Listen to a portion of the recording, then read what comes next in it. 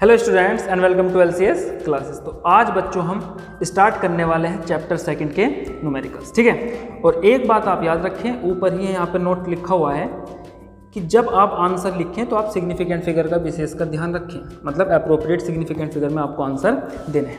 देखते बच्चों question number 2.1, पहला पार्ट देखते इसका क्या है। The volume of the cube of side 1 centimetre. तो एक क्यूब की साइड दे रखी है 1 सेंटीमीटर और हमें इसका वॉल्यूम निकालना है। वॉल्यूम बच्चों किस में निकालना है? मीटर क्यूब में निकालना है। तो क्यों ना साइड को भी मीटर में कन्वर्ट कर लें। तो साइड कितना हो जाएगा 1 × 10⁻⁻2 मीटर। तो आंसर कितना हो गया 10⁻⁻2 मीटर, ठीक है। तो साइड को हमने मीटर में कन्वर्ट कर लिया, अब इसका वॉल्यूम निकालो। तो वॉल्यूम ऑफ क्यूब कितना होता है बच्चों? साइड क्यूब 10⁻⁻2 का क्यूब, ये हो जाएगा 10⁻⁻6 मीटर क्यूब। क्लियर है? देखते हैं इसका second part. This surface area of a solid cylinder of radius दे रखी है एक सॉलिड सिलेंडर की 2.0 सेंटीमीटर और हाइट दे रखी है 10.0 सेंटीमीटर, ठीक है। तो बच्चों सॉलिड सिलेंडर का एरिया कितना होता है? ये इसकी हाइट मान लो, ये इसकी रेडियस मान लो, ठीक है। तो साइड का एरिया, टॉप और बॉटम का एरिया। तो total surface area of a solid cylinder आता है हमारा 2πrh प्लस 2πr²। तो यहाँ से अगर मैं 2πr कॉमन ले लूँ कितना हो जाएगा h प्लस r, ठीक है। तो वैल्यू पुट कर लेंगे 2 × 3.14 इंटू r कितना है 2.0 इंटू h प्लस r, ठीक है 2.0। एक मिनट इसको भी बच्चों हम क्या करें, देखो इसमें जो आंसर देना है हमको वो मिलीमीटर स्क्वायर में देना है, तो इनको मिलीमीटर में ही चेंज कर लेते हैं। तो 2.0 इंटू 10⁻1 मिलीमीटर। इस तरीके से हाइट को भी 10.0 इंटू 10⁻1 मिलीमीटर, ठीक है। तो ये हो जाएगा 2.0 इंटू 10⁻1 और हाइट कितनी हो जाएगी 10.0 इंटू 10⁻1 प्लस रेडियस कितनी हो जाएगी 2.0 इंटू 10⁻1।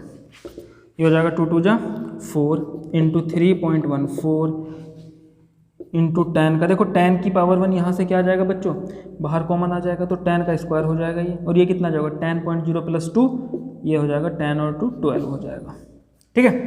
करो इसको आगे सोल्व। 12 चौक 48 हासिल लगे 4 बार निकल 12 4 16 हासिल लगे 12 तिया 36 और 1 37, ठीक है। 37.68 इंटू 10 का स्क्वायर 4 से मल्टीप्लाई कर लो इसकी।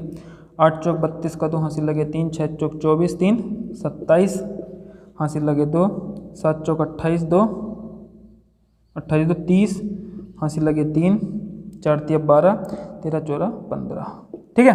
और ये आ जाएगा आपका 2 संख्या के बाद डेसिमल, ठीक है, इंटू 10 का स्क्वायर। अब इसको क्या लिखो, साइन याद रखें। यहाँ पर हमेशा हम भी जब फिजिक्स में कैलकुलेशन करेंगे तो आंसर को पहले साइंटिफिक नोटेशन में लिखेंगे, फिर उसको एप्रोप्रिएट सिग्निफिकेंट फिगर में लिखेंगे, ठीक है। तो साइंटिफिक नोटेशन में करते हैं इसको। कितना हो जाएगा 1.5072 इंटू 10⁻4। अभी देखो क्वेश्चन में जो सिग्निफिकेंट फिगर दी हुई है हमको, है ना, एच में कितनी सिग्निफिकेंट फिगर है? यहाँ पर 3 सिग्निफिकेंट फिगर है और आर में 2, ठीक है। तो यहाँ पर देखो आर और एच की क्या हो रही है, प्रोडक्ट हो रही है। तो सिग्निफिकेंट फिगर में हमें कितने में आंसर देना है? 2 सिग्निफिकेंट फिगर में आंसर लिखना है। तो ये हो जाएगा लगभग राउंड ऑफ करेंगे 1.5 इंटू 10⁻4 मिलीमीटर स्क्वायर। क्लियर यहाँ तक? तो ये बच्चों हो गया सेकेंड पार्ट। आगे देखते हैं इसका सी पार्ट देखते हैं। The vehicle moving with A speed of 18 km/h, ठीक है। तो एक व्हीकल की स्पीड दे रखी है, कितनी है 18 km/h, कवर्स मीटर इन 1 सेकेंड। मतलब हमको क्या करना है बच्चों, km/h को मीटर/सेकंड में कन्वर्ट करना है। तो बहुत सिंपल है, 18 किलोमीटर को किस में बदल लो, मीटर में। तो 1 किलोमीटर में हो जाएंगे 1000 मीटर। याद रखना फाइनल जो आंसर होगा वो 2 ही सिग्निफिकेंट फिगर में हमको देना है, ठीक है। तो 1 किलोमीटर में 1000 मीटर, 1 आवर में कितने सेकंड 3600 सेकंड, ठीक है। 2 0 से 2 0 खत्म कर लो, 18 दूनी 36 2 पंजे 10, ये आ जाएगा 5 मीटर/सेकंड। अब देखो ये 2 सिग्निफिकेंट फिगर था, हमें पता है यूनिट चेंज करने से सिग्निफिकेंट फिगर चेंज नहीं होती, तो इसको मैं लिख सकता हूँ 5.0, ठीक है, 5.0 मीटर/सेकंड। तो 2 सिग्निफिकेंट फिगर में आंसर हो गया ये। आगे देखते हैं इसके बाद इसका डी पार्ट देखते हैं बच्चों। The relative density of lead is 11.3। देखो रिलेटिव डेंसिटी क्या होता है, डेंसिटी रिलेटिव होता है डेंसिटी ऑफ मटेरियल। यहाँ पे मटेरियल क्या है, लीड है, with respect to density of water. ठीक है। तो किसी भी मटेरियल की डेंसिटी को जब हम वाटर से कंपेयर करते हैं तो उसको क्या बोलते हैं, रिलेटिव डेंसिटी बोलते हैं। और याद रखेंगे, देखो ये आपको याद होना चाहिए, डेंसिटी ऑफ वाटर कितना होता है 1000 किलोग्राम पर मीटर क्यूब। ठीक है, 1000 किलोग्राम पर मीटर क्यूब, ये होता है हमारा डेंसिटी ऑफ वाटर। ठीक है, तो अभी देखो रिलेटिव डेंसिटी हमें दे रखी है, रिलेटिव डेंसिटी दे रखी है 11.3। ठीक है, डेंसिटी ऑफ लीड हमें कैलकुलेट करनी है, डेंसिटी ऑफ वाटर से मल्टीप्लाई कर देंगे तो डेंसिटी ऑफ लीड कितनी हो जाएगी, इधर मल्टीप्लाई में पहुंच जाएगा, relative density into density of water, मतलब 11.3 इंटू 1000। देखो ये तो एक कांस्टेंट की तरह बिहेव करेगा। आंसर आपको 3 सिग्निफिकेंट फिगर में लिखना है, याद रखेंगे। ये गिवन थोड़ी थे, तो हमने कांस्टेंट है 1000 किलोग्राम पर मीटर क्यूब। ठीक है, तो सिग्निफिकेंट फिगर किसकी होती है, मेजर्ड वैल्यू की। तो यहाँ पे मेजर्ड वैल्यू क्या है 11.3, तो आंसर भी हमें 3 सिग्निफिकेंट फिगर में ही देना है, याद रखेंगे आप। चलिए, तो 11.3 की मल्टीप्लाई अगर मैं 1000 से करता हूँ तो ये आ जाएगा बच्चों 11.3 इंटू 10 का क्यूब, या मैं लिख सकता हूँ 1.13, है ना। एक पॉइंट इधर इसमें साइंटिफिक नोटेशन में लिखूंगा, एक संख्या के बाद डेसिमल, तो 1.13 इंटू 10 टू द पावर 4, और ये किस में है, किलोग्राम पर मीटर क्यूब। तो डेंसिटी आ जाएगी किलोग्राम पर मीटर क्यूब। ये क्या आ गई, डेंसिटी ऑफ लीड। अभी देखो इसको हमें डेंसिटी को किलोग्राम पर मीटर क्यूब में भी बताना है और ग्राम पर सेंटीमीटर क्यूब में भी बताना है। तो इसको, ये तो किलोग्राम पर मीटर क्यूब में आंसर हुआ, अब इसको किस में करो, ग्राम पर सेंटीमीटर क्यूब। तो अभी देखो इसको हमें, ये तो किलोग्राम पर मीटर क्यूब में हमने आंसर निकाला है, हमें ग्राम पर सेंटीमीटर क्यूब में भी आंसर लिखना है, तो इसको ग्राम पर सेंटीमीटर क्यूब में चेंज कर लेंगे। डेंसिटी ऑफ लिक्विड कितना 1.13 इंटू 10 की पावर 4, किलोग्राम को ग्राम में बदलेंगे बच्चों, तो 10 to the power 3 gram upon metre को सेंटीमीटर में, 10 का स्क्वायर मीटर से सेंटीमीटर, उसका क्या हो जाएगा, क्यूब हो जाएगा। ठीक है, तो डेंसिटी ऑफ लीड कितनी आ जाएगी 1.13 इंटू 10 की पावर 4 और 3 7 अपॉन ग्राम अपॉन 10 के स्क्वायर का क्यूब हो जाएगा 10 की पावर 6, और ये हो जाएगा सेंटीमीटर क्यूब। ये पावर 6 ऊपर जाके घट जाएगी, 1.13 इनकी कितनी बच जाएगी, देखो 10 की पावर 7 ऊपर था, ऊपर जाके माइनस की हो जाएगी, तो 10 की पावर 1 बच जाएगा। तो 1.13 इंटू 10 टू द पावर 1 ग्राम पर सेंटीमीटर क्यूब। ठीक है, नोट करें इसको, जल्दी आगे बढ़ते हैं। यस, देखते बच्चों second question, question 2.2 fill in the blank by suitable conversion of units. हमें यूनिट्स को कन्वर्ट करना है।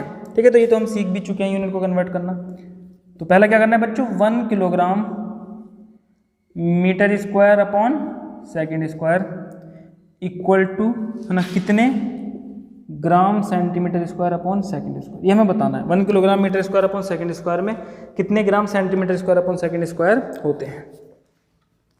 ठीक है, तो मान लेते हैं कितने होते हैं, n होते हैं।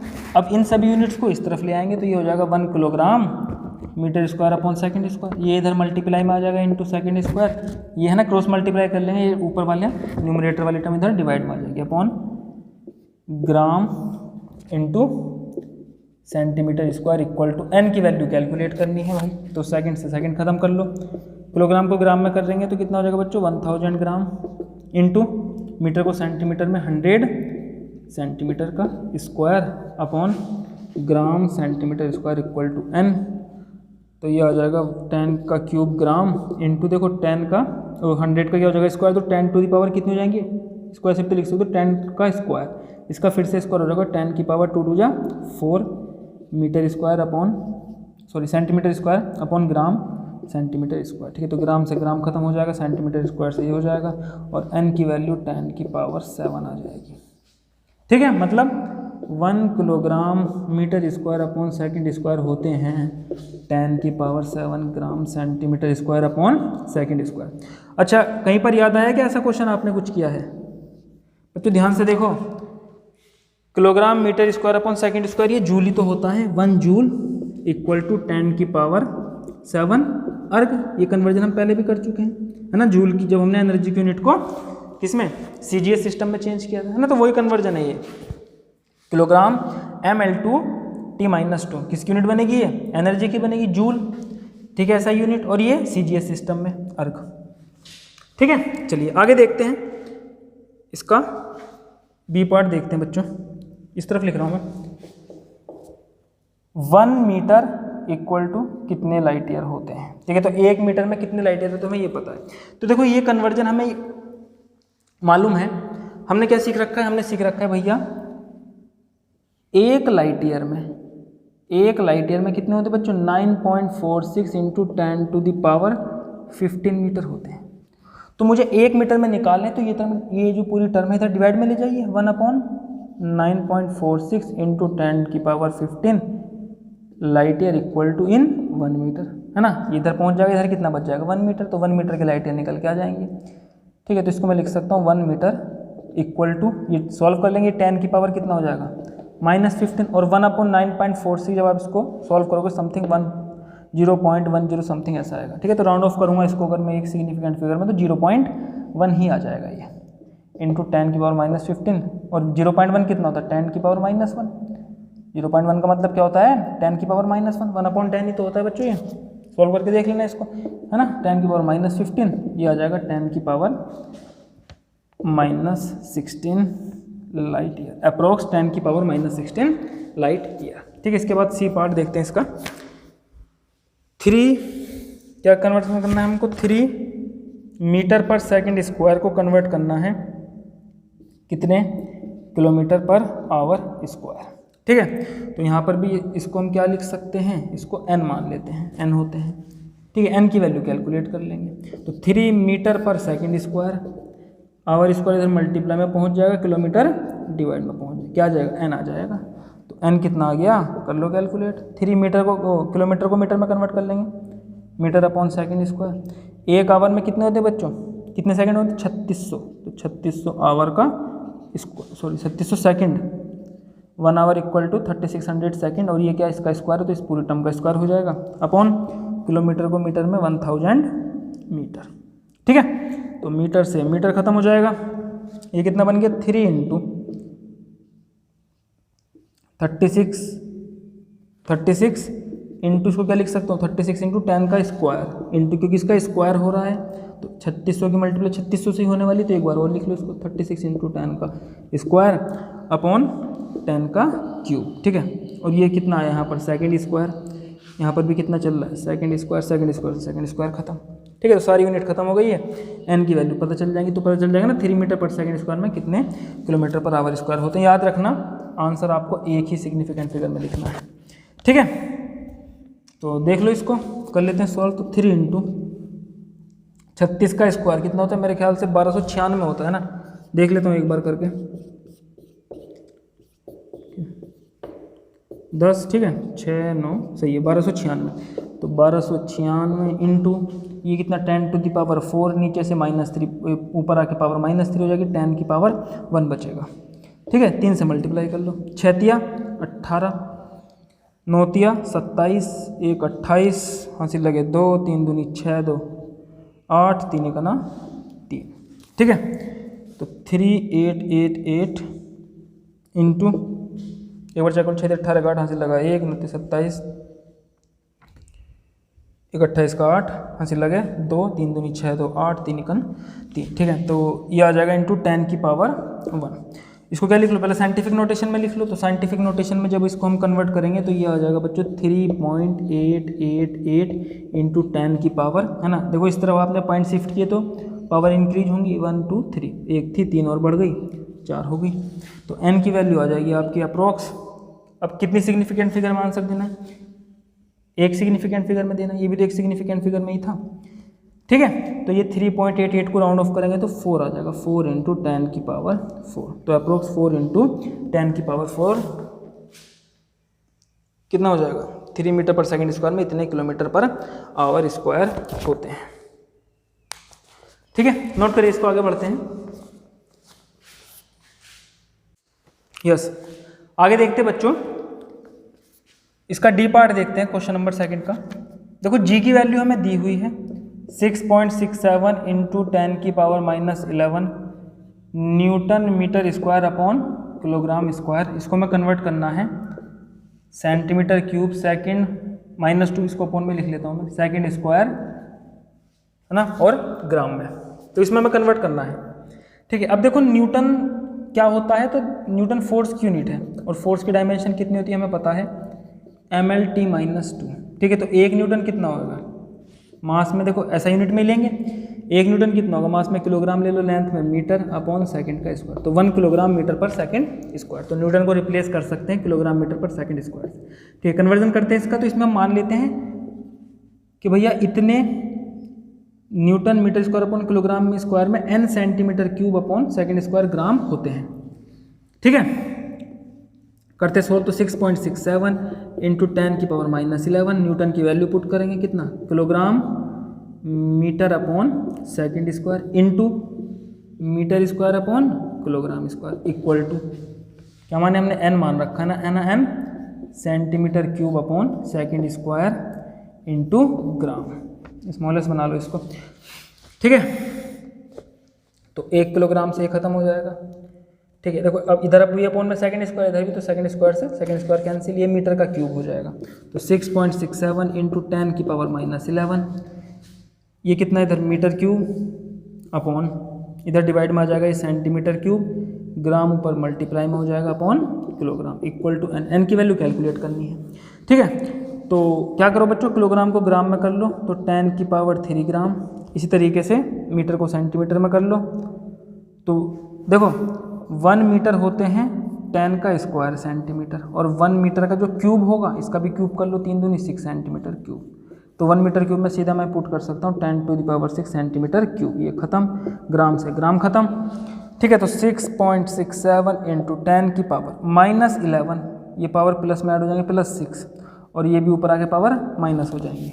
ठीक है, +6 -3 इक्वल टू n, तो n की वैल्यू आ जाएगी 6.67 इंटू 10 की पावर, देखो 6 में से 3 घटाओ कितना बचेगा, 3 11 -11 + 3 -8।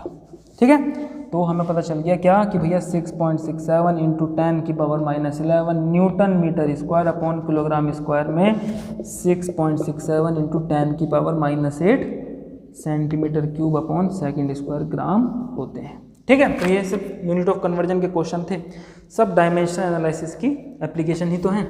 आगे देखो बच्चों, सेकंड क्वेश्चन खत्म होता है, क्वेश्चन नंबर 3 देखते हैं 2.3।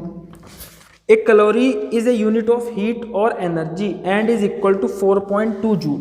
ठीक है, तो बच्चों कैलोरी भी क्या होती है, कैलोरी भी हीट की ही एक या एनर्जी की ही एक फॉर्म होती है। जनरली हीट में हम कैलोरी यूज़ करते हैं, जूल ना यूज़ करके। ठीक है, तो ये भी एक तरीके की एनर्जी होती है, क्योंकि हीट क्या होता है, एक तरीके का वर्क होता है। ठीक, तो 1 कैलोरी होता है बच्चों, 1 कैलोरी होता है 4.2 जूल। ठीक है, और 1 जूल कितना होता है, 1 जूल होता है kilogram metre square upon second square, तो मैं इसको ऐसे भी लिख सकता हूँ 1 calorie equal to 4.2 kilogram metre square upon second square. आगे देखो, suppose we employ a system of unit in which unit of mass. अब देखो हमने एक और सिस्टम ऑफ यूनिट बनाया जिसमें बच्चों मास की यूनिट है वो क्या है, अल्फा किलोग्राम है मास की यूनिट। ठीक है, यूनिट ऑफ लेंथ, लेंथ की यूनिट कितनी है, लेंथ की यूनिट मास की जो यूनिट है वो है अल्फा किलोग्राम, लेंथ की जो बच्चों यूनिट है वो कितनी है, बीटा मीटर, बीटा मीटर। ठीक है, और जो टाइम की यूनिट है, टाइम की यूनिट है वो क्या है, gamma second, gamma second. Show that एक calorie has a magnitude of, हमें बताना है जो कैलोरी का मैग्नीट्यूड है 4.2 alpha -1 beta -2 gamma square in term of new unit. तो हमें कैलोरी की न्यू यूनिट में मैग्नीट्यूड निकालना है। ठीक है, इन यूनिट में कितना मैग्नीट्यूड आने वाला है, तो ध्यान से देखो। तो देखो मैं मान लेता हूँ 1 calorie equal to n new unit है। 1 कैलोरी क्या है, n न्यू यूनिट है, ये मान लेंगे आप n न्यू यूनिट। अब न्यू यूनिट सिस्टम में कैसे लिख सकते हैं हम, तो 1 कैलोरी को मैं लिख सकता हूँ n, जो मास है किलोग्राम, किलोग्राम को क्या लिखेंगे, अल्फा किलोग्राम। ठीक है, इसी तरीके से मीटर स्क्वायर को, मीटर को, लेंथ को क्या लिखेंगे, बीटा मीटर का होल स्क्वायर, अपॉन टाइम को हमें गामा सेकंड में लेना है, तो गामा सेकंड का स्क्वायर। ठीक है, तो 1 calorie equal to n new unit, ये जो हमने यूनिट लिखी यही तो है न्यू यूनिट, कि भैया 1 कैलोरी में n न्यू यूनिट होती हैं। मास की यूनिट क्या लेनी है, अल्फा किलोग्राम। ठीक है, लेंथ की यूनिट क्या लेनी है, बीटा मीटर, और टाइम की यूनिट क्या लेनी है, गामा सेकेंड। ठीक है, तो मुझे क्या निकालनी है, n की वैल्यू चाहिए, n मतलब मैग्नीट्यूड कितना है। ठीक है। और 1 कैलोरी है कितना, तो इतना है 1 calorie, 4.2 kilogram metre square upon second square. इसको इक्वेट कर देंगे और एन की वैल्यू कैलकुलेट कर देंगे। एन ही क्या है, न्यू यूनिट में 1 कैलोरी का कितना मैग्नीट्यूड होता है। ठीक है, न्यू यूनिट में एनर्जी का मैग्नीट्यूड या वर्क का मैग्नीट्यूड। ठीक, तो एन ये ऐसे लिख लो, अल्फा किलोग्राम स्क्वायर करेंगे तो beta square metre square upon gamma square second square. तो सेकंड स्क्वायर से सेकंड स्क्वायर खत्म हो जाएगा। ठीक है, किलोग्राम से किलोग्राम, देखो इधर आके डिवाइड में ही तो आ जाएंगी जब क्रॉस मल्टीप्लाई करोगे, पहले कर लो या बाद में खत्म कर लो। गामा स्क्वायर ऊपर मल्टीप्लाई में आ जाएगा तो 4.2 gamma square alpha beta square equal to n. N की वैल्यू ये आई है। ठीक है, तो एन की वैल्यू को मैं लिख सकता हूँ, इनको अगर ऊपर ले जाऊंगा तो इनकी पावर माइनस में हो जाएगी। ठीक है, तो 4.2 गामा स्क्वायर अल्फा -1 बीटा -2। ठीक है, और हमें प्रूफ क्या करना था, 4.2 alpha minus beta -2 gamma square. तो न्यू यूनिट में ये मैग्नीट्यूड आया है एनर्जी का। ठीक है, नोट करिए इसको, आगे बढ़ते हैं बच्चों। यस, देखते बच्चों क्वेश्चन नंबर 4। ठीक है, तो पढ़ते हैं क्वेश्चन नंबर 4 क्या है।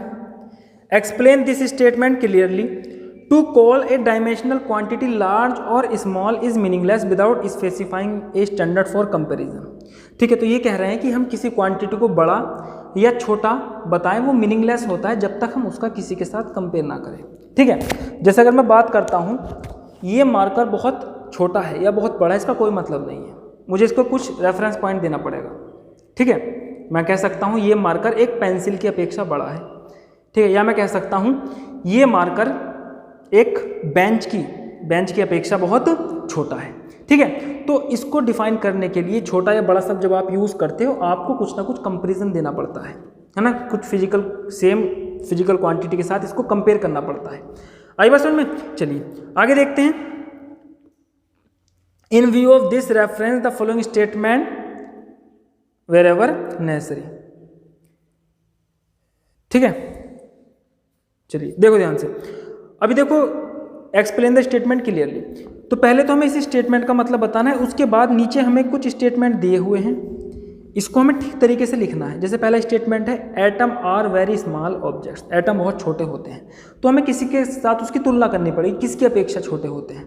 ठीक है, इस तरीके से हमें कंपेरिजन देने हैं और इन सभी स्टेटमेंट्स को ठीक करना है। ठीक, तो पहले तो हमें लार्ज और स्मॉल को डिफाइन करना पड़ेगा, तो हम क्या लिख सकते हैं, लार्ज एंड स्मॉल आर क्या है, ये रेस्पेक्टिव टर्म है ना, इनसे हम किसी के रेस्पेक्ट में कंपैरिजन करते हैं। तो large and small are respective terms used to compare a physical quantity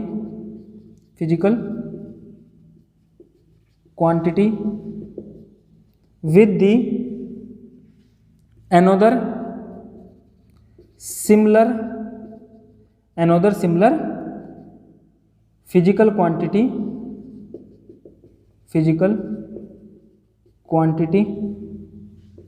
as a reference और स्टैंडर्ड। ठीक है, तो लार्ज एंड स्मॉल क्या है, ये कंपेरेटिव टर्म है, रेस्पेक्टिव टर्म है, हम इनको यूज करते हैं किसी फिजिकल क्वांटिटी को कंपेयर करने में किसी दूसरी फिजिकल क्वांटिटी की अपेक्षा। ठीक है, उसको किसी दूसरी फिजिकल क्वांटिटी को स्टैंडर्ड मान लेते हैं, उसकी अपेक्षा बताते हैं कि उसकी अपेक्षा ये छोटी है या बड़ी है। इस तरीके से हम लार्ज और स्मॉल का यूज किया करते हैं। ठीक है, तो देखो पहला स्टेटमेंट देखते हैं, एटम और वेरी स्मॉल ऑब्जेक्ट। ठीक है, तो इसका कोई मतलब नहीं बनता भाई किससे स्मॉल है, एटम किससे स्मॉल है। अगर मैं न्यूक्लियस से बात करूँ तो न्यूक्लियस से तो स्मॉल नहीं है, आई बात समझ, न्यूक्लियस से तो एटम काफ़ी बड़ा है। ठीक है, तो किससे आप तुलना कर रहे हैं उससे पता चलता है आपको स्मॉल यूज़ करना है या लार्ज यूज़ करना है, क्योंकि ये एक रेस्पेक्टिव टर्म्स है। ठीक है, तो मैं यहाँ देखो स्टेटमेंट को करेक्ट करके लिख सकता हूँ क्या,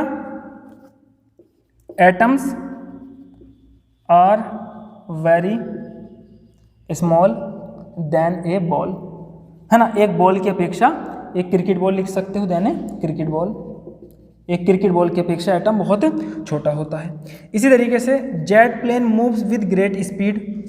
ठीक है, या इसको हम इस स्टेटमेंट को कैसे लिख सकते हैं, a jet plane moves with great speed than a car.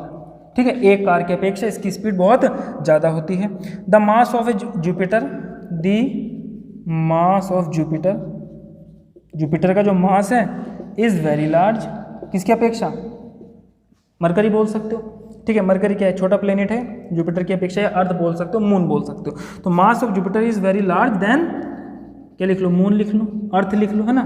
Jupiter सबसे इनसे ना, मून से, अर्थ से, इन सबसे ज़्यादा मासिव होता है। इसके बाद the air inside this room contain a large number of molecule. ठीक है, तो इसको मैं क्या लिख सकता हूँ?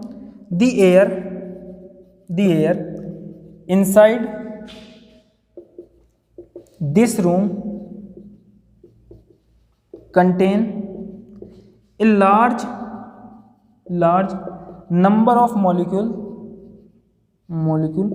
Then a jar. ठीक है, तो जो एक जार, एक छोटा डब्बा होता है, तो एक डब्बे की अपेक्षा इस कमरे में एयर के बहुत अधिक मॉलिक्यूल हैं। ठीक है, a proton is much more massive than an electron. तो देखो इस स्टेटमेंट में ये पहले से कंपैरेटिव स्टेटमेंट है, इसमें यहाँ पहले से लिखा है कि जो प्रोटॉन का मास है इलेक्ट्रॉन से बहुत ज़्यादा होता है, तो ये गलत नहीं है ना, इसमें चेंज करने की हमें आवश्यकता नहीं, इसको आप एज इट इज़ लिखेंगे, a proton is much more massive than an electron. इसी तरीके से F statement, the speed of sound is much smaller than speed of light, तो ये स्टेटमेंट भी करेक्ट।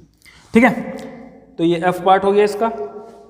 चलिए आगे देखते हैं बच्चों, ये क्वेश्चन नंबर 4 था। आगे देखते हैं क्वेश्चन नंबर 5, 2.5 देखेंगे ध्यान से।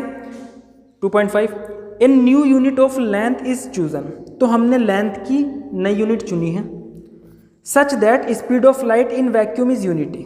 ठीक है, अभी देखो स्पीड ऑफ लाइट होती कितनी है? अगर मैं वैक्यूम में स्पीड ऑफ लाइट की बात करूं तो वो कितनी होती है बच्चों? 3 × 10⁸ मीटर इन 1 सेकेंड।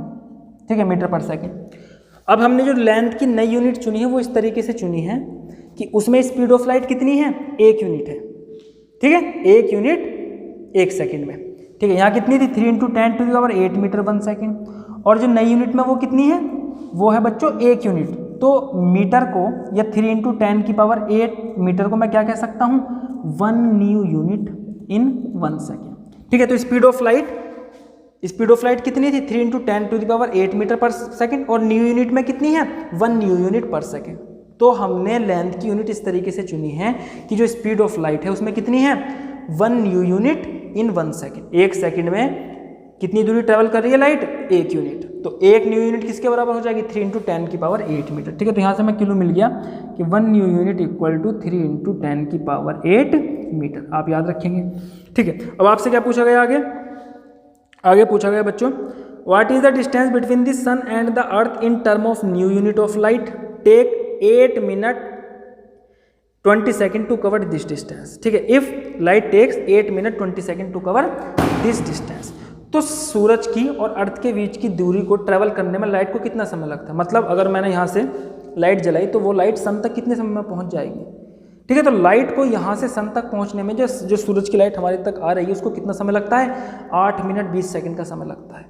8 मिनट 20 सेकेंड का समय लाइट को लगता है अर्थ के और सन के बीच की डिस्टेंस को ट्रेवल करने में। अब मुझे इस लेंथ को किस में लिखना है? इस डिस्टेंस को न्यू यूनिट के रूप में लिखना है। ठीक है, तो मैं लिख सकता हूँ, देखो डिस्टेंस बिटवीन, इसको ऐसे लिख लिया, distance between sun and earth equal to कितनी थी? लाइट को कितना समय लग रहा था? लाइट को कितना समय लग रहा था बच्चों? लाइट को समय लग रहा था 8 मिनट 20 सेकेंड। तो 8 मिनट 20 सेकेंड को अगर मैं सेकेंड में कन्वर्ट करूँ तो 8 × 60 सेकेंड में हो गई ये मिनट का, प्लस 20 सेकेंड। ठीक है, तो 8 मिनट को सेकंड में कन्वर्ट कर लिया प्लस 20 सेकंड, तो ये टोटल सेकंड आ जाएंगे। 8 मिनट 20 सेकंड में टोटल सेकंड कितनी होती है? ठीक है, और इतने सेकंड में लाइट कितनी दूरी तय करेगी? तो लाइट 1 सेकंड में दूरी कितनी तय करती है? 3 × 10⁸ मीटर। इतने सेकंड में कितनी करेगी? तो इसकी मल्टीप्लाई किससे कर दो? 3 × 10⁸ मीटर से। ठीक है भैया, 1 सेकंड में लाइट इतना चलती है, इतनी सेकंड में कितना चलेगी? तो इसकी मल्टीप्लाई किससे कर दो? 1 सेकंड में चलेगी दूरी से। तो ये टोटल डिस्टेंस आ गई किसकी? सन की और अर्थ की। ठीक है, तो ये कितना आ जाएगा? 8 × 48 480 प्लस 20 इंटू 3 × 10⁸ मीटर। ये डिस्टेंस आ गई सन की और अर्थ की। हमें तो डिस्टेंस को किस में लिखना है, न्यू यूनिट में लिखना है, और मुझे पता है 3 × 10⁸ मीटर क्या होता है, 1 न्यू यूनिट होता है। तो 3 × 10⁸ मीटर की जगह हम क्या पुट कर सकते हैं, 1 न्यू यूनिट। और 1 मिनट 480 और 20 कितने, 500, इसकी जगह क्या लिख सकते हैं, 1 न्यू यूनिट।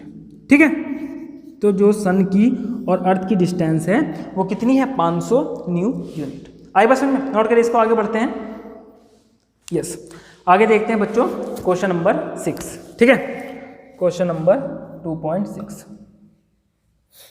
ठीक, देखो क्या है question number 2.6। Which of the following is the most precise device for measuring length. ठीक है, तो लेंथ को मेजर करने के लिए इन तीनों, है ना, नीचे हमें 3 ऑप्शन दे रखे हैं, इन तीनों में सबसे प्रेसाइज डिवाइस कौन सा है।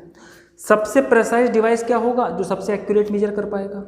ठीक है, अभी देखो एक डिवाइस है जो डेसिमल के बाद एक संख्या तक मेजर कर रहे हैं, मतलब वो डिस्टेंस को किस तरीके से नाप रहा है, 2.1 सेंटीमीटर। और अगर मेरे पास एक और डिवाइस है, उसने डिस्टेंस को किस तरीके से नापा, 2.1 डेसिमल के और अंदर तक नापा 2 सेंटीमीटर, तो मैं कहूँगा ये डिवाइस अधिक प्रेसाइज है ना, ये डेसिमल के ज़्यादा अंदर तक चीज़ों को, ज़्यादा डेप्थ, इसकी जो मेजरमेंट है उसमें डेप्थ ज़्यादा है, ज़्यादा गहराई तक चीज़ों को नाप सकता है। तो जो प्रेसाइज डेसिमल के बाद ज़्यादा प्लेसेस तक, या जिसकी लीस्ट काउंट सबसे कम होगी, वो डिवाइस उतना ही ज़्यादा प्रेसाइज होने वाला है। आई बात समझ में। तो हम क्या करेंगे, हर एक डिवाइस की लिस्ट काउंट निकालेंगे, जिसकी लिस्ट काउंट कम होगी वो उतना ही अधिक प्रेसाइज होगा। ठीक, चलिए आगे देखो बच्चों, इसमें 3 ऑप्शन दे रखे हैं। पहला क्या है, a vernier caliper with 20 division on the sliding scale. ठीक है, तो वर्नियर कैलिपर की जो स्टडी है वो लैब में अच्छे से करते हैं। अब इसको लिख लेते हैं। देखो, vernier caliper with 20 division on the sliding scale. तो वर्नियर कैलिपर में 2 स्केल होती है, मेन स्केल होती है एक, और एक स्लाइडिंग स्केल होती है जो स्लाइड होती है। ठीक है, जो मेन स्केल है उसकी लीस्ट काउंट होती है बच्चों 0.1 सेंटीमीटर या 1 मिलीमीटर है। ठीक है, तो ये लीस्ट काउंट होती है वर्नियर कैलिपर की मेन स्केल की, वो कितनी होती है, वो होती है 1 मिलीमीटर। क्या होती है, 1 least count of main scale. तो मेन स्केल की जो लीस्ट काउंट होती है वो होती है 1 मिलीमीटर। और वर्नियर स्केल की जो लीस्ट काउंट होती है वो कैसे कैलकुलेट करते हैं। ठीक है, तो उसका क्या होता है, least count of main scale upon number of division on vernier scale. याद रखेंगे, अगर मुझे निकालनी है least count of vernier caliper, वो क्या होता है, least count of main scale upon number of division on vernier scale, number of division on vernier scale. ठीक है, तो मेन स्केल की लीस्ट काउंट कितनी थी, 1 मिलीमीटर, अपॉन वर्नियर स्केल पर जो नंबर ऑफ डिवीजन है वो कितने बच्चों, 20। ठीक है, तो ये लिस्ट काउंट कितनी आ जाएगी, इसको सॉल्व कर लेंगे, 0.1/2 या 0.05, तो 0.05 मिलीमीटर, ये क्या आ जाएगी, least count of vernier caliper. तो वर्नियर कैलिपर की लिस्ट काउंट आई 0.05 मिलीमीटर। ठीक है, आगे देखेंगे बच्चों next, screw gauge of pitch 1 millimetre and 100 division on the circular scale. ठीक है, तो स्क्रू गेज भी हम लैब में यूज़ करते हैं, एक डिवाइस जिसको लेंथ मापने के लिए मेजर किया जाता है। और जो स्क्रू गेज की जो लिस्ट काउंट होती है उसका फॉर्मूला मैं लिख के देता हूँ। जो लिस्ट काउंट होती है स्क्रू गेज की, स्क्रू गेज ये होती है, कितनी होती है बच्चों, ये होती है pitch length upon number of division on circular scale, number of division on circular. इसमें इस तरीके से घूमते हैं स्केल को ऐसे घुमाते हैं हम सर्कुलर स्केल को। ठीक है, तो सर्कुलर स्केल की number of division on circular scale. अच्छा, पिच कितना दे रखा है इसका, तो पिच दे रखा है इसका 1 मिलीमीटर अपॉन सर्कुलर स्केल की जो डिवीजन है वो है 100। तो इसको जब आप डिवाइड करोगे तो 0.01 मिलीमीटर। तो आप देख सकते हो लिस्ट काउंट वर्नियर स्केल की कितनी है, 0.05 मिलीमीटर, और स्क्रू गेज की कितनी है।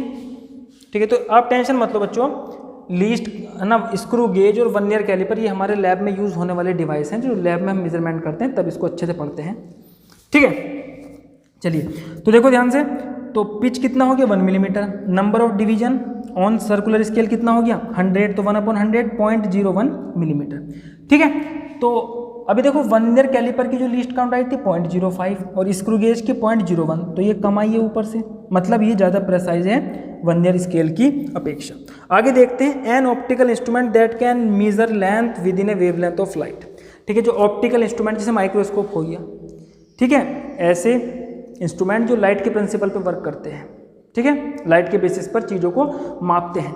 तो उस केस में जो लेंथ मापी जा सकती है ऑप्टिकल इंस्ट्रूमेंट से, वो कितनी मापी जा सकती है, वो जितनी लाइट की वेवलेंथ होती है। और जो लाइट की वेवलेंथ होती है वो लगभग बच्चों वो होती है लगभग wavelength of light. Wavelength of light कितनी होती है, लगभग 10 टू द पावर -7 मीटर। ठीक है, 10 टू द पावर -7 मीटर हो गया।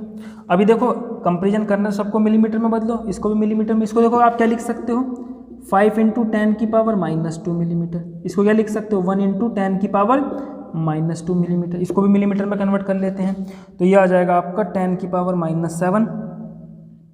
ठीक है, तो 1 मीटर में बच्चों कितने मिलीमीटर, 1000 मिलीमीटर इंटू 10 की पावर 3 आ जाएगा मिलीमीटर में। तो ये आ जाएगा बच्चों 10 की पावर 4 मिलीमीटर, -4 मिलीमीटर। तो आप देख सकते हो ये बहुत छोटी संख्या है ना, ये 10 की पावर -4 मिलीमीटर तक मेजर कर पा रहा है। ठीक है, अगर देखो इसको अगर आप डेसिमल में लिखना चाहोगे तो कितना बनेगा ये, 1/1 2 3 4, मतलब 0.0001 मिलीमीटर। ये कितना था 0.01, ये कितना था 0.05, ये 0.0001 मिलीमीटर। तो ये सबसे अच्छा, सबसे प्रिसाइज डिवाइस है, ठीक है, जो ऑप्टिकल इंस्ट्रूमेंट हमें दिया हुआ है। तो आप इसमें क्या लिखेंगे, the optical instrument is the most precise device for measuring length, इन तीनों में। ठीक है, आगे देखते हैं इसके बाद next question number 2.7। Question number 2.7, a student measure the thickness of a human hair by looking it through a microscope of magnification 100।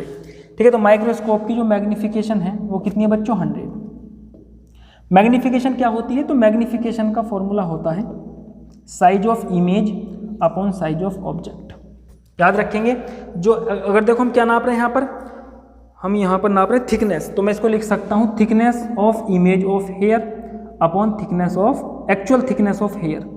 ठीक है, तो मैग्निफिकेशन क्या होता है, अगर हम किसी चीज़ की जिस साइज को मेजर कर रहे हैं, यहाँ पर हम थिकनेस नाप रहे हैं, तो इमेज जब हम माइक्रोस्कोप से देखेंगे तो हमें जो हेयर होगा वो काफ़ी मोटा दिखाई देने वाला है, तो उसकी जो थिकनेस है वो बहुत अधिक बढ़ जाएगी। तो मैग्निफिकेशन होता है thickness of image of hair upon actual thickness of hair. ठीक है, जो भी ऑब्जेक्ट होता है, thickness size of image upon size of object, ये होता है एक्चुअल फॉर्मूला। ठीक है, अभी देखो यहाँ पर हमें दे रखी है मैग्निफिकेशन 100 दे रखी है। ठीक है, he makes 20 observation and find that the average white of the here in the total field of view of the microscope is 3.5 millimetre. ठीक है, अभी जो उसने माइक्रोस्कोप की मदद से, अभी देखो 3.5 मिलीमीटर तो बहुत अधिक होता है, तो हेयर की तो मोटाई इतनी नहीं होती, लेकिन ये जो उसने मोटाई नापी है 3.5 मिलीमीटर, ये माइक्रोस्कोप की मदद से नापी है। और माइक्रोस्कोप तो साइज को कितना बढ़ा देता है, मैग्निफिकेशन का मतलब है 100 गुना, कि ऑब्जेक्ट की अपेक्षा इमेज 100 गुना एनलार्ज दिखाई देती है, 100 गुना बड़ी दिखाई देती है। ठीक है, तो ये जो थिकनेस उसने मेजर की है, ये थिकनेस किसकी मेजर की है, जो हेयर की इमेज बन रही थी माइक्रोस्कोप में, माइक्रोस्कोप में बड़ी इमेज बन रही है, तो उसकी जो थिकनेस आई है वो 3.5 मिलीमीटर आई है। ठीक है, हमें क्या निकालनी है, हमें निकालनी है थिकनेस ऑफ हेयर, जो हेयर है उसकी बच्चों एक्चुअल थिकनेस कितनी है। ठीक है, what is the estimate of the thickness of the hair, तो हमें एक्चुअल थिकनेस निकालनी है। तो यहाँ से देखो मैग्निफिकेशन कितना 100, thickness of image of hair 3.5 millimetre upon actual thickness of hair calculate करनी है, इधर पहुँच जाएगा थिकनेस ऑफ हेयर अपॉन 100। ये फॉर्मूला कौन सा होता है बच्चों, लीनियर मैग्निफिकेशन का, याद रखना ये फॉर्मूला होता है लीनियर मैग्निफिकेशन का। तो ये हो जाएगा TH 100 से डिवाइड करेंगे तो 0.035 मिलीमीटर। ठीक है, इतनी थिकनेस आई है। साइंटिफिक फिगर इसमें भी कितनी है, 2 है, और क्वेश्चन में भी जो पूछा गई थी 2 थी। ठीक है, तो 0.035 मिलीमीटर क्या है एक्चुअल थिकनेस है हेयर की, और माइक्रोस्कोप में कितनी थिकनेस दिखाई दे रही है 3.5 मिलीमीटर, क्योंकि माइक्रोस्कोप की मैग्निफिकेशन 100 टाइम्स है, मतलब वो 100 टाइम चीज़ों को अंदाज कर देता है। ठीक है, नोट करिए इसको, आगे बढ़ते हैं। यस, देखते बच्चों क्वेश्चन नंबर 8। देखो क्वेश्चन नंबर 8 में हमें 3 पार्ट दे रखे हैं। ठीक है, देखते हैं इसको। पहला पार्ट देखते हैं इसका, you are given a thread and a metre scale, how would you estimate the diameter of the thread. ठीक है, अब देखो धागा पतला भी हो सकता है, बड़ा मोटा भी हो सकता है। तो अगर धागा बहुत पतला है बच्चों, तो थ्रेड की डायामीटर को स्केल से मापना बहुत ज़्यादा मुश्किल हो सकता है। ठीक है, तो हम कोई इनडायरेक्ट मेथड बना सकते हैं जिसकी मदद से हम थ्रेड की थिकनेस को, थ्रेड की डायमीटर को मीटर स्केल से नाप सकें। ठीक है, किस तरीके से? ठीक है, तो आप क्या रख सकते हो, कोई एक सिलेंड्रिकल रॉड ले सकते हो और इसके ऊपर धागे को इस तरीके से लपेट सकते हो, पास पास बिल्कुल, है ना। टर्न क्या कर सकते हो, बिल्कुल पास पास, उनमें गैप नहीं होना चाहिए। इस तरीके से आपने लपेट दिया ये। ठीक है, अभी देखो आपने यहाँ से लेके यहाँ तक क्या धागे को लपेट दिया और आपने टर्न गिन लिए कि यहाँ से लेके यहाँ तक जो धागे में है वो n नंबर ऑफ टर्न्स हैं। ठीक है, और जो धागे की थिकनेस है बच्चों वो मान लिया आपने t। धागे की थिकनेस कितनी मान ली, धागे की डायमीटर कितनी ले ली, d ले ली। ठीक है, अब यहाँ से लेके यहाँ तक की लेंथ को तो आप मीटर स्केल से मेजर कर सकते हो, ये लेंथ तो काफ़ी बड़ी हो गई। ठीक है, और आपने इस लेंथ को मीटर स्केल से मेजर किया और देखा जो लेंथ है वो कितनी आई है, वो l आई है। ठीक है, ये किससे, इसको हम मीटर स्केल की मदद से मेजर कर सकते हैं। ठीक है, तो हमने क्या किया, एक सिलेंड्रिकल रॉड पर धागे को ऐसे लपेट लिया और हमने देखा हमने कितने टर्न दिए, पास पास हमने टर्न लगाए और जो टर्न आए, नंबर ऑफ टर्न्स कितने हैं, n। ठीक है, एक टर्न की जो थिकनेस है वो कितनी है, d, तो n टर्न की थिकनेस कितनी हो जाएगी, nd। भाई एक टर्न की थिकनेस मोटाई कितनी है, d, ऐसे यहाँ पर भी d, तो टोटल ये थिकनेस कितनी हो जाएगी, टोटल ये मोटाई लंबाई कितनी हो जाएगी, nd, और nd को हमने मीटर स्केल से मेजर कर रखा है, वो कितनी आई है, l।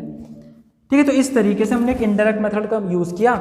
n की वैल्यू हमें पता है, l को हमने स्केल से मेजर कर लिया और एक धागे की थिकनेस कितनी है, तो d कितना आ जाएगा, l/n। तो इस तरीके से इनडायरेक्ट मेथड की मदद से हम मीटर स्केल से धागे की थिकनेस का पता लगा सकते हैं।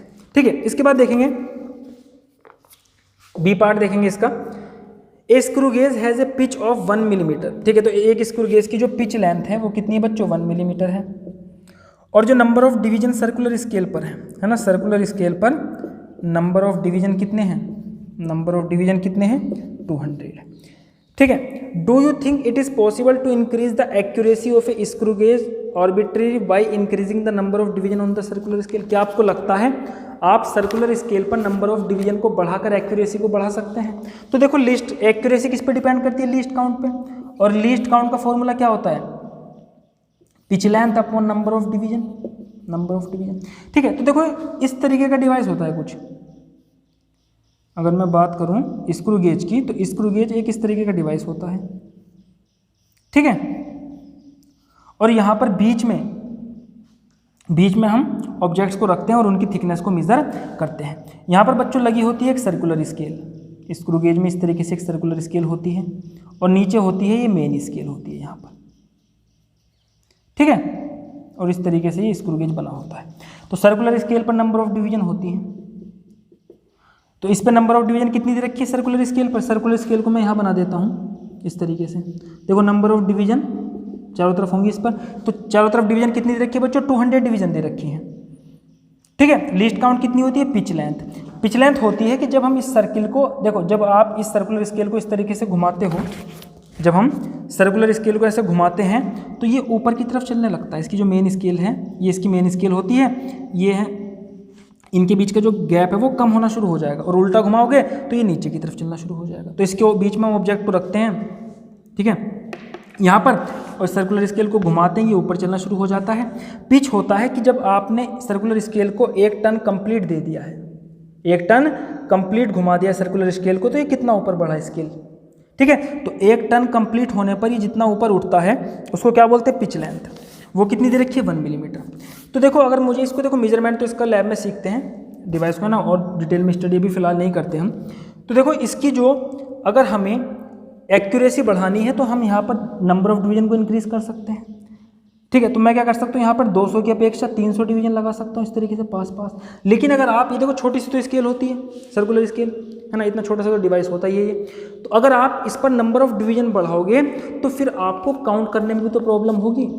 ठीक है, थ्योरेटिकली तो ठीक है, अगर आप नंबर ऑफ डिवीजन को इंक्रीज करते हो तो एक्यूरेसी बढ़ जाएगी, लेकिन फिर उसको काउंट करने में प्रॉब्लम हो सकती है, यानी कि काउंट आप गलत कर लोगे। अगर अपनी सीखी नेक्ड आई से आप काउंट करोगे, है ना, बिना किसी मैग्नीफिकेशन डिवाइस से अगर आप सीधा सीधा उसको देखकर काउंट करोगे तो उस केस में काउंट करने में प्रॉब्लम हो सकती है। ठीक है, तो इसका आंसर हम किस तरीके से लिखेंगे?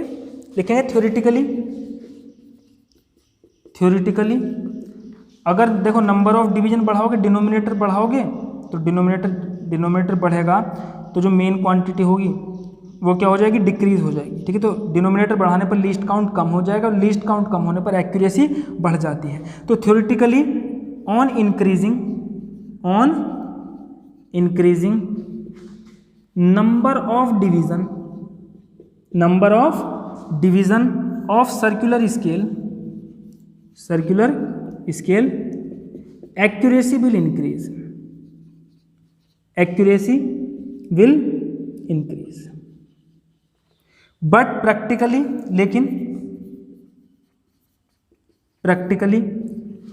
on increasing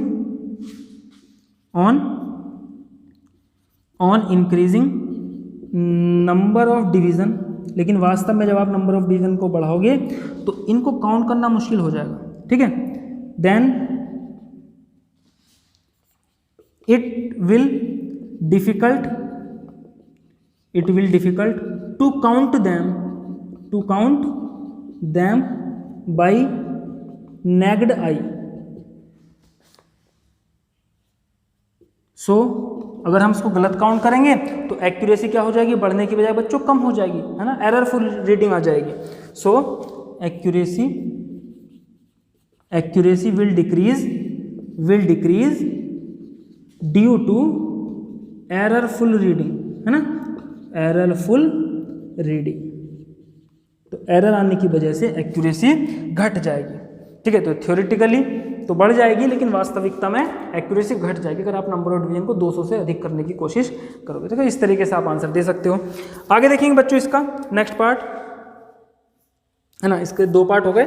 सी पार्ट देखते हैं क्या है। The mean diameter of a thin brass rod is to be measured by vernier caliper. Why is a set of 100 measurement. ठीक है, तो हमने क्या किया, एक ब्रास रोड थी, उसकी डायमीटर को वर्नियर कैलिपर की मदद से मापा। Why is a set of 100 measurement of diameter expected to yield a more reliable estimate than a set of 5 measurement only. ठीक है, तो हम ऐसा क्यों कहते हैं कि अगर आप 100 रीडिंग्स लोगे, ठीक है, 100 रीडिंग्स लोगे तो आपकी जो मेजरमेंट है वो ज़्यादा एक्यूरेट होगी, किसकी अपेक्षा, 5 रीडिंग की अपेक्षा। ठीक है, तो सीधा सीधा प्रोबेबिलिटी का नियम है। जैसे अगर आपने एक सिक्के को उछाला, ठीक है, तो प्रोबेबिलिटी क्या कहती है, हेड और टेल दोनों की बराबर संभावना है। तो मान लो आपने 3 बार उछाला, तो 3 बार में आप देखोगे आपके अनुसार तो क्या होना चाहिए था, 1.5 बार हेड आना चाहिए था और 1.5 बार टेल आना चाहिए था। प्रोबेबिलिटी तो ये कहती है भाई 50% हेड आता है, 50% टेल आता है, लेकिन आपने देखा 2 बार टेल आ गया और 1 बार क्या आया, हेड आया, या हो सकता है तीनों के तीनों बार टेल आ जाएगी। तो क्या प्रोबेबिलिटी गलत हो गई? नहीं। आप नंबर ऑफ ऑब्जर्वेशन को बढ़ाइए, आप देखोगे अगर आप सिक्के को 1000 बार उछालते हो तो लगभग 500 बार हेड आता है, 500 बार टेल आता है। ठीक है, तो नंबर ऑफ ऑब्जर्वेशन बढ़ाने से हम एक्यूरेसी की तरफ बढ़ते हैं। ठीक है, इसी तरीके से हमने रैंडम एरर को भी तो इस तरीके से ठीक किया था जब आपने एरर्स पढ़ी थी। ठीक है, तो जब आप नंबर ऑफ रीडिंग को, नंबर ऑफ ऑब्जर्वेशन को बहुत अधिक कर लेते हैं तो उस केस में मेजरमेंट में भी क्या होता है, 50 टाइम्स हाफ टाइम्स क्या हो गया होगा बच्चों, 50% आपने क्या ले ली होंगी, पॉजिटिव एरर्स आ गई होगी आपकी रीडिंग में, है ना, और हाफ टाइम आपकी रीडिंग में क्या आ गया होगा, निगेटिव एरर आ गई होगी, और ओवरऑल आपकी जो वैल्यू होगी वो ट्रू वैल्यू के काफ़ी नज़दीक आ गई होगी। ठीक है, तो नंबर ऑफ ऑब्जर्वेशन बढ़ाने से एक्यूरेसी इंक्रीज होती है। ठीक है, लिखेंगे by increasing number of observation,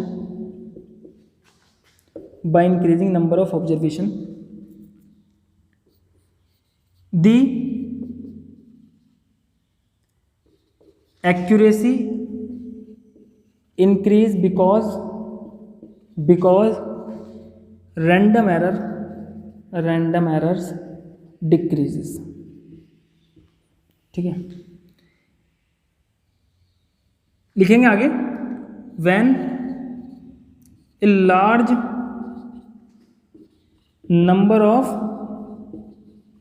observation are taken, when a large number of observation are taken, half times we get positive errors and half times another half times we get negative error। ठीक है, negative error, and then the measured value will be more accurate। ठीक है, measured value क्या हो जाएगी उस case में, ज़्यादा एक्यूरेट हो जाएगी। चलिए इसको जल्दी नोट करिए, आगे बढ़ते हैं बच्चों। यस, देखते हैं बच्चों इसके बाद क्वेश्चन नंबर 9। ठीक है, the photograph of a house, question number 9, the photograph of a house occupy an area of 1.75 centimetre square. तो एरिया ऑफ ऑब्जेक्ट लिख सकते हो, फोटोग्राफ का जो एरिया है वो कितना है, 1.75 centimetre square on a 35 mm slide. ठीक है, तो ये एक स्लाइड पे पड़ा हुआ है और इसका ये एरिया दे रखा है। This slide is projected onto screen. अब हमने क्या किया, इस फोटोग्राफ को प्रोजेक्टर की मदद से एक स्क्रीन पर प्रोजेक्ट किया और स्क्रीन पर जो इसका एरिया है ना इस फोटोग्राफ का, वो कितना हो गया, मतलब एरिया ऑफ इमेज, जो इमेज बनी स्क्रीन पर उसका एरिया हो गया 1 पॉइंट, है ना, बहुत बड़ा हो गया 1.55 मीटर स्क्वायर। तो मीटर को भी सेंटीमीटर में कन्वर्ट कर सकते हैं, 1.55 इंटू 1 मीटर में क्या होता है 10 का स्क्वायर सेंटीमीटर, 1 मीटर स्क्वायर में 10 की पावर 4 सेंटीमीटर स्क्वायर। ठीक है, तो ये इसका एरिया है। अब हमें निकालना है what is the linear magnification of the projector. अब देखो यहाँ से जो मैग्निफिकेशन आएगी वो एरियल मैग्निफिकेशन आएगी। एरियल मैग्निफिकेशन क्या होती है, area of image upon area of object. हमें क्या निकालनी है, लीनियर मैग्निफिकेशन। तो लीनियर मैग्निफिकेशन क्या हो जाएगी, इसको ऐसे लिख लो आप, मैग्निफिकेशन एरियल और मैग्निफिकेशन लीनियर क्या हो जाएगी, एरियल मैग्निफिकेशन का अंडर रूट। ठीक है, तो इनका रेशियो निकाल के उसको अंडर रूट में लेना है और हमारा आंसर आ जाएगा, लीनियर मैग्निफिकेशन आ जाएगी। ठीक है, चलिए तो देखो area of image, area of image कितना है हमारा 1.55 इंटू 10 की power 4 centimetre square upon area of object कितना 1.75 सेंटीमीटर स्क्वायर। ठीक है, तो इसको सॉल्व कर लो। जब आप इसको सॉल्व करोगे तो लगभग आएगा ये 8 है ना, 8 पॉइंट लगभग इतना आएगा ना, कैलकुलेशन कर लेना आप, 8.86 इसको आपस में काट के इंटू 10 का स्क्वायर, लगभग इतना आ जाएगा ये जब आप इसको सॉल्व करोगे, 8.86 10 का क्यूब। ठीक है, तो इसको आप लिख सकते हो 88.6 इंटू 10 का स्क्वायर, लगभग इतना ही आंसर आ जाएगा। जब आप इसको रूट ले लोगे, आपको लीनियर मैग्निफिकेशन निकालनी तो इसका अंडर रूट ले लेना, 88.6 इंटू 10 का स्क्वायर। जब इसको सोल्व आउट करोगे तो फाइनल आंसर 9.41 इंटू 10 की पावर 1। ठीक है, तो ये आ जाएगा इसका लगभग लीनियर मैग्निफिकेशन। ठीक है, तो सॉल्व कर लेना इसको, मैथमेटिक्स आगे सीधी सीधी। अंडर रूट कैसे ले लोगे, यहाँ पे लॉन्ग डिवीजन मेथड से इसका अंडर रूट कैलकुलेट कर लेना, 9.41 आ जाएगा, 10 स्क्वायर का 10 की पावर 1 आ जाएगा। ठीक है, या इसको आप ऐसे भी लिख सकते हो 94.1। ठीक है, और मैग्निफिकेशन की यूनिट नहीं आती क्योंकि आप देख सकते हो यहाँ पर सेंटीमीटर स्क्वायर से स्क्वायर कट गया था, तो मैग्निफिकेशन में यूनिट नहीं होती है। इसके बाद देखते हैं बच्चों आज का लास्ट क्वेश्चन, क्वेश्चन नंबर 10। ठीक है, आज का last question 2.10, state the number of significant figure in the following. आपको सभी पार्ट्स में क्या बतानी, सिग्निफिकेंट फिगर बतानी, जैसे 0.007 मीटर स्क्वायर। ठीक है, तो इसको बहुत सिंपल क्वेश्चन है भाई, सिग्निफिकेंट फिगर तो मैं बहुत पढ़ा चुका हूँ। मैं इसमें शुरू के 3 पार्ट करने वाला हूँ, लास्ट के 3 पार्ट आपको खुद करने हैं। ठीक है, बी पार्ट 2.64 इंटू 10 की पावर 24 किलोग्राम और सी पार्ट है हमारा 0.2370 ग्राम पर सेंटीमीटर क्यूब। ठीक है, तो आपको क्या बतानी है इसमें, सिग्निफिकेंट फिगर बतानी। ठीक है, तो इसमें देखो कितनी सिग्निफिकेंट फिगर है, तो हमें पता है जो स्टार्ट में 0 होते हैं, लीडिंग जीरोज, वो सिग्निफिकेंट नहीं होते हैं। तो एक सिग्निफिकेंट फिगर है यहाँ पर सिर्फ 7। ठीक है, यहाँ पर देखो नॉन जीरो डिजिट है तीनों, 3 सिग्निफिकेंट फिगर है। यहाँ पर 1 सिग्निफिकेंट फिगर है। यहाँ पर कितनी है, तो ट्रेलिंग जीरोज डेसिमल के बाद सिग्निफिकेंट होते हैं, तो 1 2 3 4 सिग्निफिकेंट फिगर है। ठीक है, इसी तरीके से बाकी के 3 पार्ट आप करेंगे। ठीक है, तो आज के लिए इतना ही, आगे न्यूमेरिकल्स नेक्स्ट वीडियो में करेंगे। तो अगर आपको वीडियो अच्छी लगी हो, क्वेश्चन समझ में आए हो, तो हमारी वीडियो को बच्चे लाइक कीजिए, शेयर कीजिए और हमारे चैनल को सब्सक्राइब कीजिए। धन्यवाद।